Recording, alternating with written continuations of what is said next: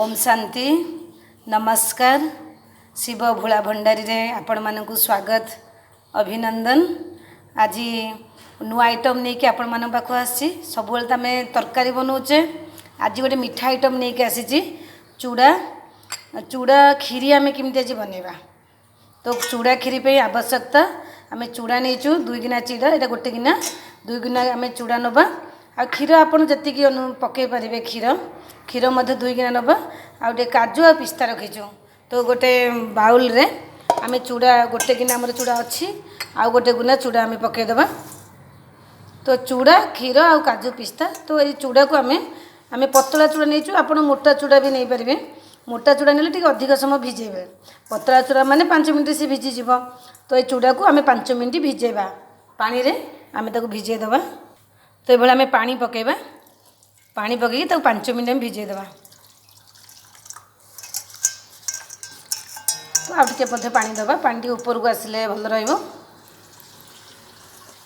तो एमती 5 मिनिट में भिजे दबा। तो 5 मिनिट आमे आमर भिजिबो चूड़ा।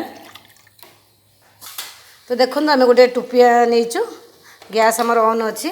तो क्षीर आम 2 गिना रखी गोटे गिना पकई देची आ गोटे गिना पकईदबा। आपन जिते भी क्षीर पकई पारे। बर्तमान क्षीर आम फुटेबा आ जो चूड़ा आम भिजे तो सेटा बर्तमान भिजी जाइए।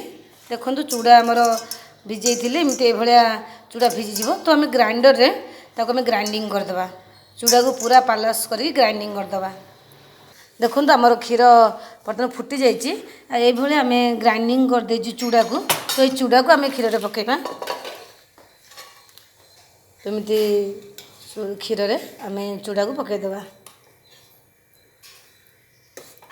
पकईकि आम घांटा जमी चूड़ा गोटा गोटा रही आपन बार बार ताको घांटिया पड़ो चलेबा पड़ो।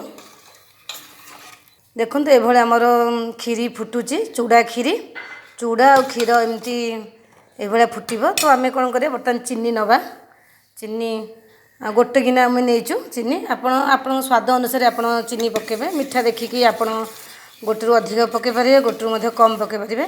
तो मुझे गोटे गिना चीनी नहीं आउे मिल्क मेड देखूँ मिल्क मेड मिलूँ मार्केट मिलूँ मिल्क मेड। तो मिल्क मेड आप पकेले क्षीर टेस्ट आसो।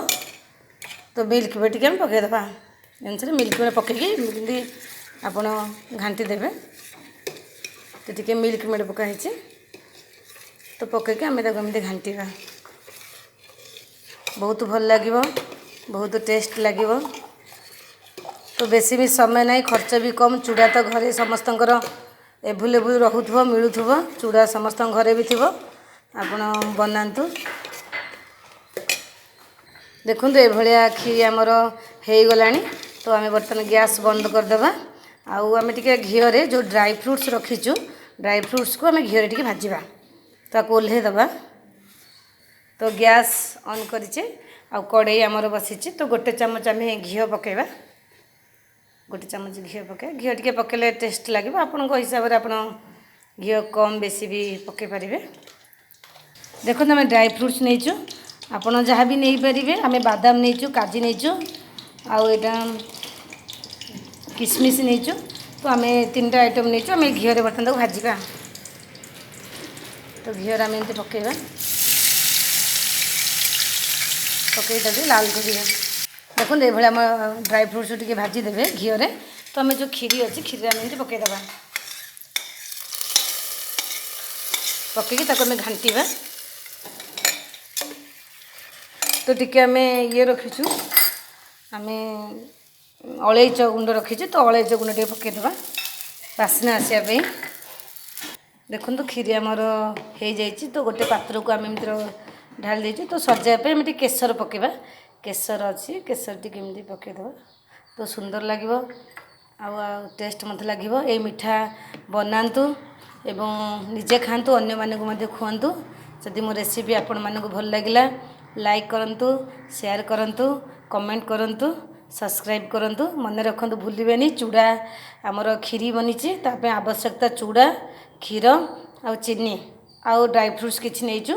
तो आपण जो प्रोसेसिंग देखागला आपण क्षीर फास्ट पकेबे आ चूड़ा को ग्राइंडिंग करदे भिजेकी तापर ताको फुटेबे आ फुटे सारा पर आपण किछि चीनी आ ड्राई फ्रुट्स को पकईदेवे तो बहुत कम खर्च आउ कम टाइम रे मध्य बहुत सुंदर मिठा रेडी जाइए। आपण घर को गेस्ट आसिले मध्य 2 मिनट मध्य बन कि 5 मिनट भितर आपण गेस्ट को दे पारिबे। बहुत बहुत धन्यवाद। ओम शांति। नमस्ते।